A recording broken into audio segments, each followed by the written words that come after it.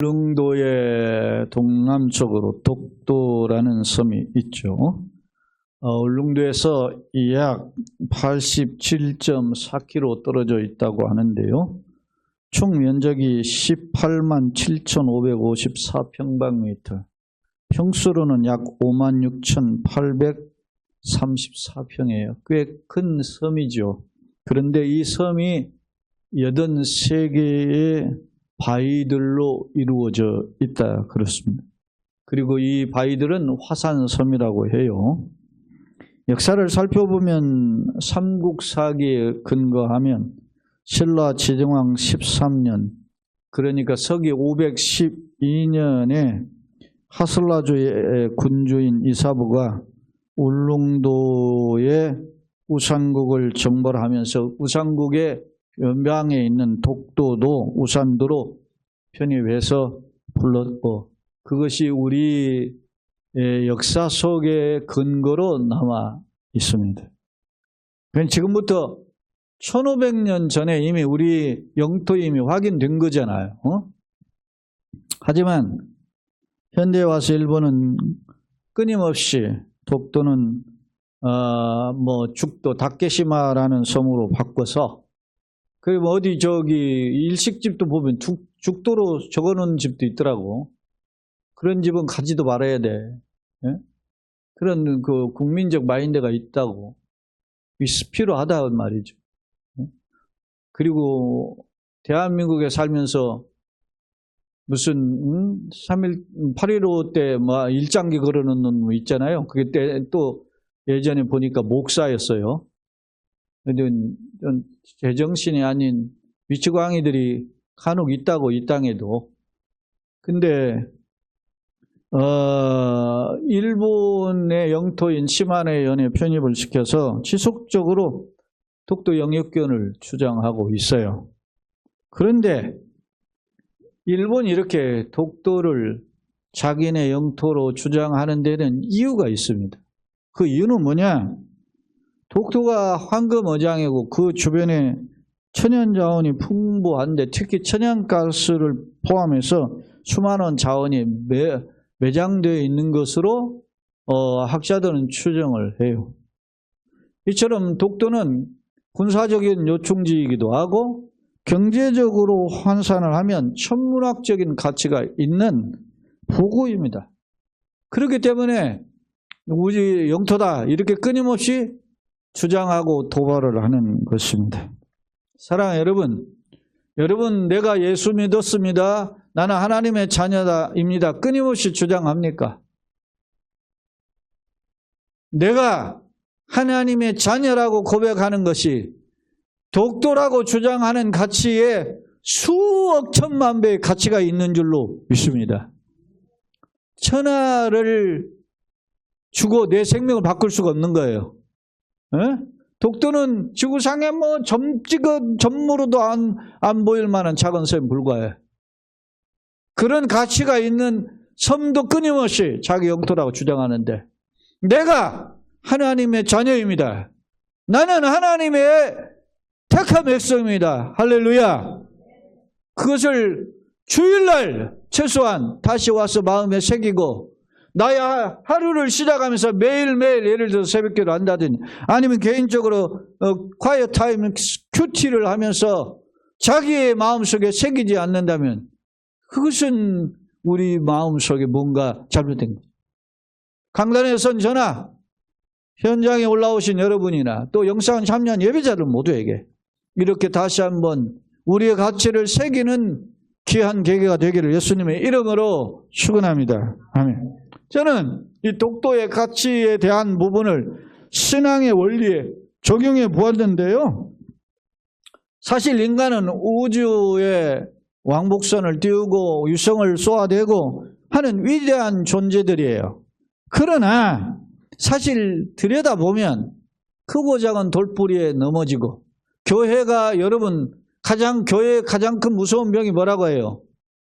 섭섭병이라고 그래요. 섭섭병. 서운해서 떠나요, 다. 조금 서운해서. 응? 가치를 몰라. 좀 잔소리를 좀 들어야 되는 거 아닙니까? 여러분 부모 자식 간에는 섭섭해도 들어요. 에? 근데 이게는 내가 떠나면 그만이다 생각하고 그냥 떠나는 거지. 생각해 보십시오. 인간은 이렇게 위대한 것 같으면서도 매우 약하다 말입니다. 크고 작은 돌뿌리에 넘어지고, 예를 들면 건강의 문제에 넘어지기도 하고, 자연재해, 홍수나 지진 이런 것들에 넘어지기도 하고, 그래서 우리 스스로가 돌아볼 때 아이 내가 연약하다 이렇게 탄식하는 경우가 왕왕 있습니다. 이렇게 한편으로 위대해 보이면서 한편으로는 이렇게 보잘것없는 것처럼 보이는 우리에게 하나님은 성령을 통해서 우리를 새로운 피조물로 삼아 주셨어요. 할렐루야. 누구든지 그리스도 예수 안에 있으면 새로운 피조물이라. 이전 것은 지나갔으니 보라 새 것이 되었도다. 믿습니까? 우리는 그 새 생명을 얻은 자라 말입니다. 에? 그렇기 때문에 위대한 가치 존재가 되었는데요. 마치 독도가 그 돌섬에 불과하지만 수많은 잠재적 가치를 가지고 있는 것처럼 세상 사람들이 나를 보기에 별 볼 일 없어요. 그런데 우리에게는 주님이 나와 함께 하시면 엄청난 가치의 존재로 변화되는 줄로 믿습니다. 오늘 시편 16편을 우리가 함께 읽었는데요. 이 시편 16편에는 내가 어떠한 가치의 존재인지를 보여주고 있어요. 그래서 이 시편 16편을 통해서 저는 오늘 흔들리지 않는 인생의 비결, 내가 세상을 살다 보면 크고 작은 돌뿌리에 넘어지고 흔들릴 때가 많습니다. 그런데도 흔들리지 않는 비결이 무엇인가? 여러분, 사람들이 왜 넘어져요? 부모 자식 간에도 형제 간에도 그 알량한 자존심 때문에 넘어지는 거예요. 부부 관계에서도 그 땡큐 소리를 못 해가지고 틈이 벌어지는 거거든. 그게 목까지 오는데 나오질 않아, 발음이. 그게 문제인 거예요. 여러분, 제가 앞서도 악기 이야기했는데 악기를 처음 그냥 된다고 훅 분다고 소리가 나질 않아요. 어떤 때는 잘 나기도 하고 안 나요. 근데 여러분, 그것을 한 번에 탁 되면 전문가들, 프로 연주자들 보면은 그냥 확 나잖아요. 왜 그런 것 같아요? 따라서 한번 합시다. 연습 때문에. 끊임없는 연습이에요. 여러분, 내 마음에 목까지 올라온 땡큐와 소리의 표현을 연습을 해야 돼. 감사합니다. 미안합니다. 사랑합니다. 아멘. 아멘도 해봐야 아멘이 되는 거예요. 아멘은 저 양반은 날마다 아멘 한다. 그렇게 하지만 그거 은혜예요. 응? 우리가 자, 시편 16편은 흔들리지 않는 인생의 그 비결을 그것을 우리에게 제시하는데 어떤 것인가? 참고로 여기 우리가 시편 16편을 시작하면 다윗의 믹담이라고 소개되어 있어요.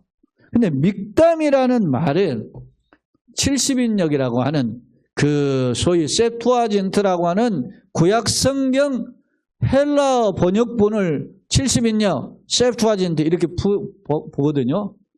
그 성경에 보면, 역본에 보면, 또 갈대아 역본에 보면 이 믹담이라는 단어가 색이다라는 뜻으로 해석을 해서 이 다윗에게 바치는 기둥의 비문, 다윗의 그 어떤 위한 비석 비문에 새긴 글이다 해가지고 다윗의 믹담 이렇게 해석을 해요.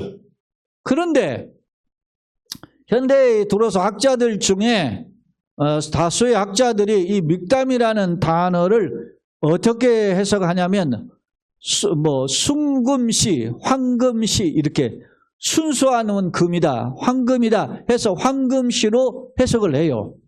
왜 황금시라고 하냐면 시편 16편 1절로 11절에 나오는 내용이 우리 인생에 너무너무 황금과 같은 교훈이다. 할렐루야. 그래서 믹담 이렇게 믹담을 교훈시, 황금시 이렇게 해석한단 말입니다.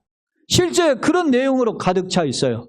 그렇다면 오늘 본문 1절로 11절의 내용을 크게 두 가지 각도 속에서 보배로운 이 교훈의 말씀을 두 가지 측면에서 살펴보고자 합니다. 먼저 첫 번째로 하나님 외에는 자신에게 참된 복이 없다라는 것을 교훈해요. 1절, 2절을 같이 한번 읽어봅시다. 같이 한번 읽어볼까요? 시작. 하나님이여 나를 지켜주소서. 내가 주께 피하나이다. 내가 여호와께 아뢰되 주는 나의 주님이시오니 주밖에는 나의 복이 없나이다. 없다 하였나이다. 할렐루야.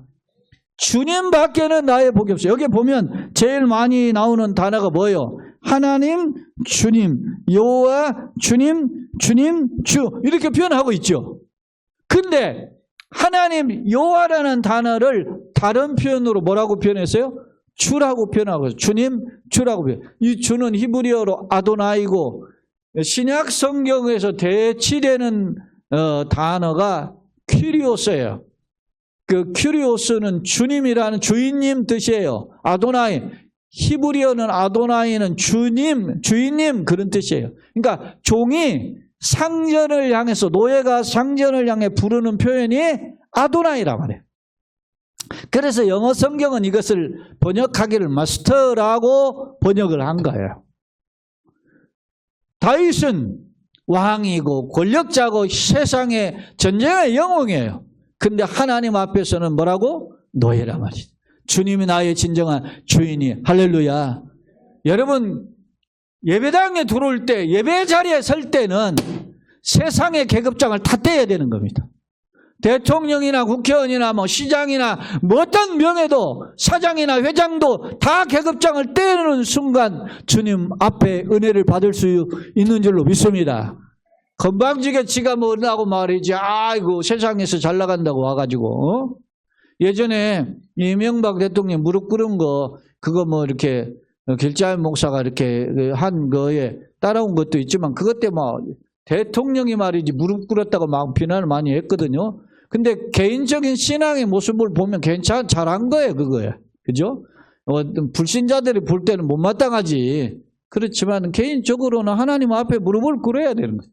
여러분의 마음에 무릎을 꿇어야 이 시간에 은혜가 임하는 줄로 믿습니다.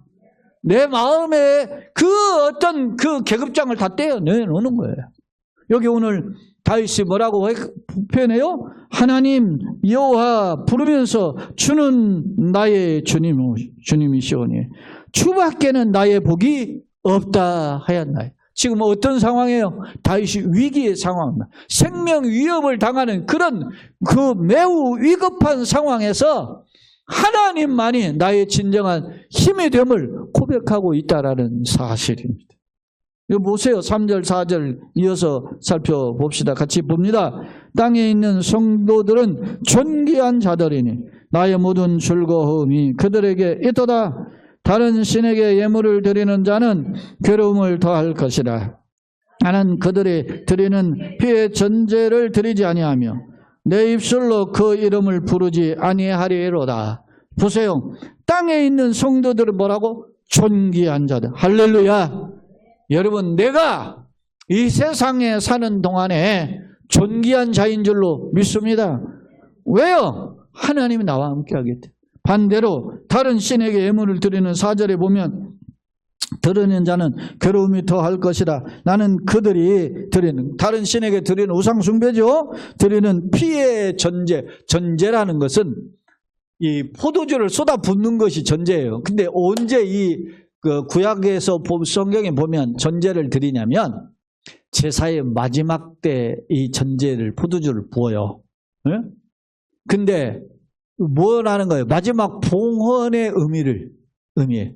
바울이 디모데후서 4장에 전제와 같이 내가 벌써 부음이 되고 나의 떠날 기약이 가까웠다. 그러니까 내 인생의 마지막을 다 쏟아부었다는 거예요. 그러니까 이제 죽을 날 갖고 왔다는 거지. 알고 있는 거예요. 그러니까 제사의 마지막 하나님께 최후의 봉헌하는 제사가 뭐라고요? 전제. 제사의 한 방법이라고 해요. 근데 이방의 우상 숭배자들이 이방 신전에서 무슨 제사를 드려요? 피의 전제를 드린단 말이에요. 자기 피를 쏟아 부어가지고 그렇게 하니까 뭐 정말로 헌신하는 것처럼 한단 말입니다. 이방의 우상 숭배자들이 하는 그런 전제를 나는 드리지 않는다. 이게 피의 전제가 나스케템 밑담인데 이 이방인의 우상 숭배에서 피를 바치면 몸에 바르고라 피를 쏟아부고 이렇게 하는 의식이란 말이에요. 나는 그런 것을 안 한다. 왜? 내 입술로는 뭐요? 그 이름을 부르지도 않는다. 나는 온리 하나님만을 사랑합니다. 믿습니까? 이 시간에 자고 우면하지 아니하고 오늘 우리가 주님을 바라보기 위해서 이 예배당에 올라온 줄로 믿습니다. 그것을 오늘 이 다윗은 고백하고 있어요. 5절 또 봅니다. 같이 읽어볼까요? 시작. 여호와는 나의 산업과 나의 자네 소득이시니 분깃을 지키시나이다. 할렐루야. 여러분 보여. 나의 산업, 나의 자네 소득, 나의 분깃. 이게 소득, 산업, 분깃 전부 다 하나님이 나에게 주신 뭐라고요? 기업을 가리켜요. 여러분 돈이 많으면 직장도 잘 나가면 어떤 많으면 자기가 저금도 많이 해야 되고 주권, 주식도 뭐 있으면 그렇게. 아니 제가 지난 주일 그 우리 노예 행사에서 갔더니 노예 은퇴한 목사님이 저기 잠실에 30억대가 넘는 아파트에 사시는 분이에요. 은퇴한 목사님 노년에. 근데 나한테 이야기하더라고요. 강 목사. 아, 요즘 젊은이들이 100억, 200억은 돈도 아니야.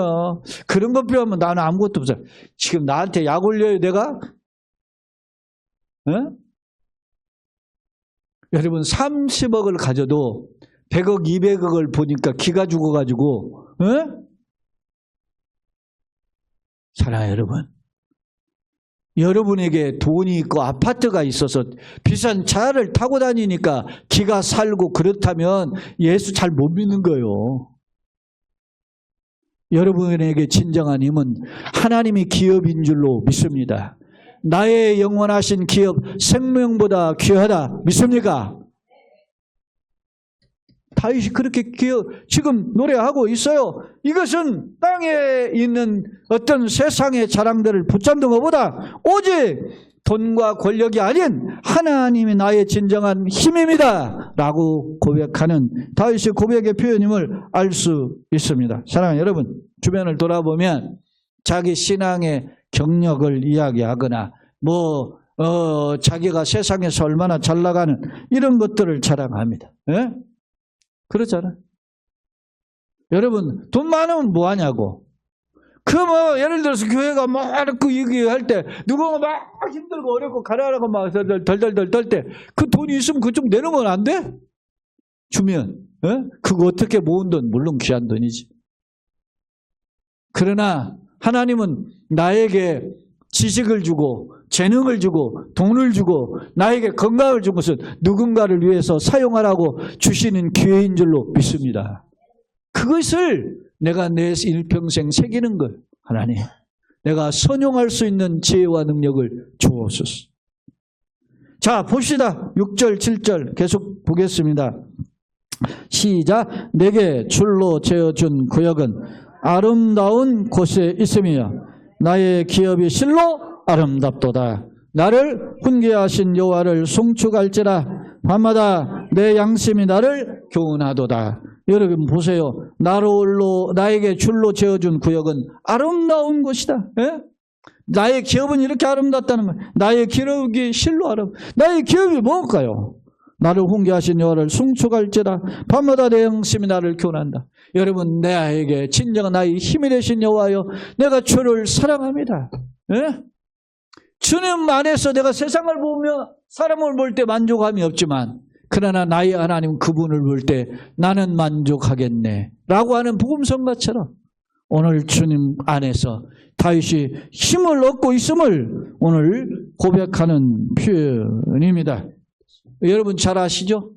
제가 개인적으로 좋아하는 많이 이 땅 그리스도인들이 정말 좋아하는 신앙 고백의 표현 다윗의 시편 23편. 다윗이 왕임에도 불구하고 뭐라고 고백합니까? 시편 23편 1절 다 같이 잘 아시죠? 여호와는 같이 한번 읽어볼까요? 여호와는 나의 목자시니 내게 부족함이 없으리로다. 할렐루야. 여호와는 나의 목자이시기 때문에 내가 부족함이 없는 줄로 믿습니다. 여러분 이 신앙 고백은 대단한 거예요. 자 마지막으로 다윗이 요동치 않는 신앙의 비결이 뭘까? 그것은 항상 내 앞에 하나님만 모시고 살았기 때문입니다. 자, 8절을 다 같이 읽어봅시다. 내가 여호와를 항상 내 앞에 모심이여 그가 나의 오른쪽에 계심으로 내가 흔들리지 아니하리로다. 할렐루야. 항상 내 앞에 주님을 모시는데 그가 내 어디예요? 오른쪽, 우편에 계시단 말이죠. 오른쪽은 권능과 능력을 상징하는 표현입니다. 나의 오른팔이다 이런 팔을 할 때 그 오른쪽은 능력을 상징하는 말이에요. 여러분, 내가 하나님 항상 모셨는데 주님이 나의 우편에 계시다. 오른쪽에 계신다. 나의 능력으로 계신다. 예? 나의 백그라운드는 하나님이시다고 하는 고백을 다윗은 하고 있는 것입니다. 그렇습니다. 다윗이 세상의 왕권을 가진 왕이지만 그러나 진정한 힘은 하나님께로부터 비롯되는 것을 기억하고 하나님이 나의 권세요 능력이라 그렇게 고백하고 있다라는 사실입니다. 언젠가 한번 제가 소개했는데 그 서동만 교수라고 하는 분이 건국대병원의 흉부외과 교수인데 이분이 이 수많은 소아 그 심장병을 수술을 했다 그래요. 근데 이 수많은 수천 건, 만 건 가까이 이렇게 수술을 했는데 이 중에 90% 이상이 치료됐다. 심장병이, 소아 심장병. 그런데 간혹 이제 임산부 중에 초음파 검사를 통해 가지고 이게 아이의 심장을 이렇게 살펴보면 심장에 문제가 있다라는 진단을 받으면 이 산모가 막 걱정을 안 돼요. 그러면서 이 아이를 낳으면 이렇게 심장병으로 고생하지 않을까 하고 막 걱정을 한다는 거예요. 그래서 중간에 소위 낙태를 하거나 임신 어떤 중절 수술을 선택하는 경향도 있다는 거예요. 근데 이 서동만 교수는 그런 임산부에게 걱정 말고 아이 낳으라고. 네? 아니 낳으면 어떻게 그러다가 이렇게 이런 병 걸리면 어떻게 한대요? 이렇게 하는데 그랬죠. 막 걱정 말고 낳아라. 이렇게 권유를 한다 그래요. 그런데 권유를 받고 아이를 출산한 엄마가 이제 출산한 이후에 선생님을 만나서 이렇게 이야기했는 서동만 교수. 선생님 때문에 걱정을 했는데 아이를 낳고 보니 너무 건강한 아이를 출산했어요. 선생님 너무너무 감사합니다. 만약에 내가 그때 잘못 생각해가지고 이렇게 수술을 선택했으면 어땠을까 하는 그런 생각이 듭니다. 사랑하는 여러분, 우리는 한 치 앞을 내다보기가 어렵습니다. 근데 앞서가시고 동행하시고 이끌어주시는 하나님을 바라보고 걸어갈 때 주께서 합력하여 선을 이루시는 줄로 믿습니다. 신앙생활은 그래서 마라톤과 같은 거예요. 가다 보면 고비들이 있어요. 그 고비마다 우리가 주님을 바라보며 다시 오뚜기처럼 일어서게 되는 것입니다. 오늘 본문의 다윗은 흔들리지 않았는데 그 비결을 또 계속 봅시다. 9절로 이제 마지막 11절입니다. 한번 또 읽어봅시다. 이러므로 나의 마음이 기쁘고 나의 영도 즐거워하며 내 육체도 안전할. 저 보세요. 우리 인생을 영과 육으로, 영혼과 육체로 분류하잖아요.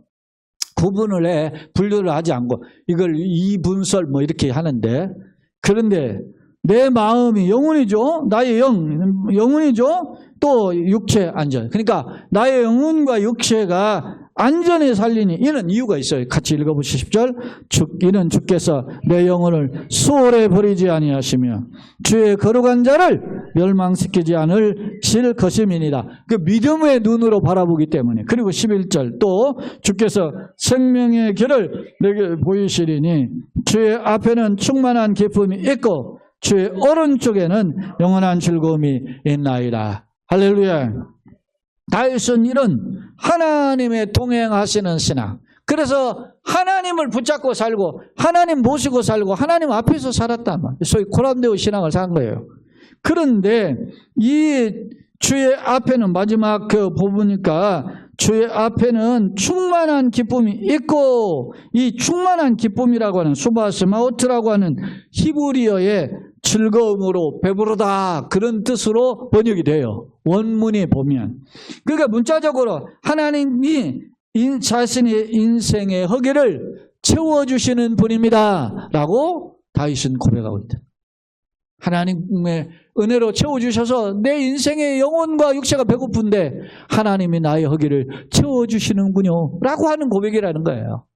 이에 대해서 청교도였던 토마스 와스는 주의 오른쪽에 영원한 즐거움이 있나이다 라는 부분을 해석하기를 우리를 더욱 영광스럽게 하며 우리는 영원히 주 안에서 지내게 된다라고 해석을 했어요. 네?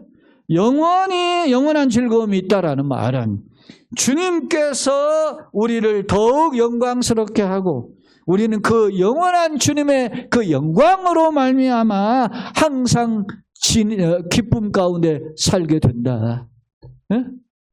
사랑하는 여러분, 주님과 한 걸음 한 걸음 날마다 걸어가는 기쁨과 감사가 넘치는 축복의 주인공들이 다 되시기를 예수님의 이름으로 축원합니다. 아멘. 사랑하는 여러분, 다윗의 고백 중에 제가 몇 차례 소개했고 말씀을 살펴봤던 말씀 중에 다윗의 그 유명한 고백 시편 139편이 있어요. 거기에 보면 다윗이 어떻게 해요?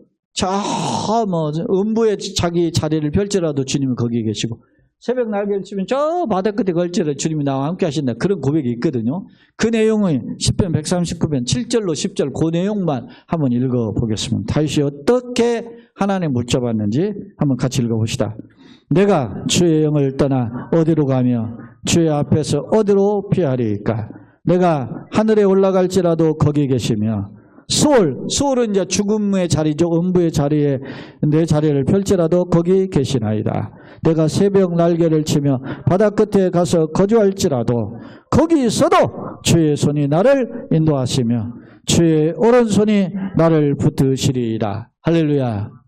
다윗이 앞서 우리가 시편 23편에 내가 사망의 엄침한 골짜기를 다닐지라도 해를 두려워하니 할 것은 주께서 나와 함께 하시나 주의 지팡이와 막대기가 나를 안위하시나이다. 할렐루야. 주님의 동행입니다. 주님과 함께 한 주간을 또 걸어가기를 예수님의 이름으로 축원합니다. 이와 비슷한 고백이 바울 사도의 고백 가운데 있어요. 로마서 8장 한번 보겠습니다. 바울 사도가 물어요. 질문하는 내용이 34절 35절인데 먼저 질문부터 한번 살펴봅시다. 시작. 누가 정죄하리요? 죽으실 뿐 아니라 다시 살아나신 이는 그리스도 예수시니 그가 하나님 우편에 계신 자요 우리를 위하여 간구하시오. 그러니까 누가 우리를 정죄 너 죄인이야 할 거냐 말이요. 주님이 하나님 우편에 계시고 우리를 위하여 뭐라고? 기도해 주셔요. 정보해. 할렐루야. 주님이 우리를 위하여 기도하는데 누가 우리를 말이에요 죄인이라고 공격할 수 있는 없다는 거예요. 자, 또 계속 35절 보죠. 누가 우리를 그리스도의 사랑에서 끊으리요? 심지어 환난이나 곤고나 박해나 기근이나 적신이나 위험이나 칼이랴. 이렇게 어떤 이 7가지 세상을 살면서 당하는 이 7가지가 우리를 주님의 사랑에서 끊을 수 없다. 자, 바울의 이제 고백입니다. 38절, 39절, 로마서 8장입니다. 같이 읽어봅시다. 내가 확신하는 사망이나 생명이나 천사들이나 권세자들이나 현재일이나 장래일이나 능력이나 높음이나 깊음이나 다른 어떤 피조물이라도 우리를 우리 주 예수 안에 있는 하나님의 사랑에서 끊을 수 없으리라. 할렐루야. 우리가 예수를 믿고 있으면 그 예수 안에 있는 하나님의 기름 부으신 하나님의 사랑이 응해서 그 어떤 것도 끊을 수 없는 줄로 믿습니다. 그것이 하나님의 약속이에요. 그걸 바울이 고백한 거예요, 이게. 네? 사랑하는 여러분, 여러분에는 어떤 확신을 가지고 있습니까? 어떤 고백이 있습니까? 다윗과 같은, 바울과 같은 하나님의 사랑이 부음받아서 그러고 하나님이 자기 우편에 계심을 고백하면서 나도 그렇게 걸어갈 줄로 믿습니까? 그렇게 고백하십니까? 여러분이 어떤 고백이 있습니까? 데마크의 니콜라스 크룬투비라고 하는 유명한 분이 있죠. 이 데마크의 고등교육을 이렇게 교육자로서 세운 분인데, 교육철학자인데 이분은 사실은 그룬트비가 목회자예요. 그런데 이분을 이어서 덴마크 교육에 기여를 한 사람이 크리스텐 콜드라고 하는 사람이 있어요. 근데 이 크리스텐 콜드가 그 강의를 할 때 많은 사람들이 감동했다 그래요. 근데 어떻게 설명을 하냐면 교육이라는 거 뭐 저라기는 어렵게 생각하는데 이 사람은 소위 이야기 형식, 스토리텔링 형식으로 이걸 강의를 해서 많은 사람에게 깨달음을 주고 감동을 주고 그렇게 해서 다시 힘을 얻게 했다 그래요. 그래서 어느 날 학생 중에 한 사람이 이제 콜드의 눈에는 자기가 강의하고 뭐 이런 걸 막 정리하고 거기에 집중하고 있는 걸 별로 좋아하지 않았다 그래요. 이게 크리스텐 콜드가. 그러니까 자기 강의에만 집중하기를 원했다는 거예요. 그러니까 한 학생이 물었다는 거예요. 선생님 강의를 듣고 있다 보면 가슴이 뜨거워지는데 그럴 때마다 이 말씀을 내가 적어놓을 걸 그렇게 아쉬워할 때가 많습니다. 메모 안 한 것이 아쉬워한다는 거예요. 그러자 이 크리스텐 콜드가 뭐라고 이야기했냐면 이런 말을 했어요. 걱정 마세요. 땅속에 묻혀있는 하수관은 땅 위에 표시를 해두어야 찾아낼 수 있지만 땅속에 심은 씨앗은, 살아있는 씨앗은 별다른 표시를 해두지 않아도 반드시 때가 되면 싹을 틔우게 됩니다. 만일 내 말이 살아있는 교훈이 되었다면 어느 때이건 형제의 마음에 그 씨앗으로 살아날 줄로 믿습니다. 사랑하는 여러분, 하나님 말씀은 히브리서 4장 12절에 살았고 운동력이 있어서 자유 어떤 날선 것보다 예리하여 혼과 영과 관절과 골수를 찔러 쪼갠다. 믿습니까? 성경 말씀은 문자가 아니라 생명의 말씀이에요. 살아 역사하시는 말씀인 줄로 믿습니다. 그 말씀을 붙잡고 여러분이 한 주간 살아갈 때 주님께서 다윗을 이끌어 주시고 승리하게 하신 것처럼 그 위기 상황 속을 헤쳐나가게 하셨던 것처럼 우리의 삶도 승리로 이끌어 주실 줄로 믿습니다. 그런 성도요, 가정이요, 그리고 우리 교회 되게 하시고 현장과 영상으로 참여한 예배자들 되게 하시기를 예수님의 이름으로 축원합니다. 아멘.